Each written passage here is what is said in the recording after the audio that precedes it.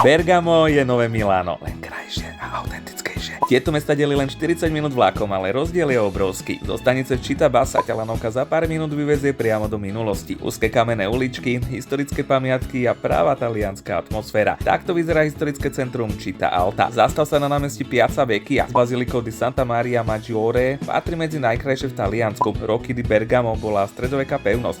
Dnes múzeum s parkom a výhľadom na celé mesto. Ak ti to nestačí, vyvej sa ešte vyššie na Castello di San Vigilio a dole sa prejdi popri benátskych hradbách, ktoré kedysi chránili mesto. Focacci z reštaurácie Il Fornaio určite neodoláš. Ak si myslíš, že ťa tu už nič nečaká, návštív Lago di Como, len 40 minút vlakom od Bergama. Mestečka ako Varena, Bellagio či Como ti dokážu, že si sa mýlil. Noc v ubytovaní Dennis Sweet House ma vyšla na 69 eur pre dvoch a MHD som využil len na letisko cez aplikáciu ATB za 3 eurá. Milano je fajn, ale okrem galérie Vittoria Emanuela II, katedrály Duomo, ktorá mimochodom zozadu vyzerá takto, pevnosti Castello Sforzesco či vertikálneho lesa, tam už veľa zaujímavého nenájdeš. Preto kašli na Miláno, mysli na Bergamo. A ktoré mesto máš radšej ty? Sledujte.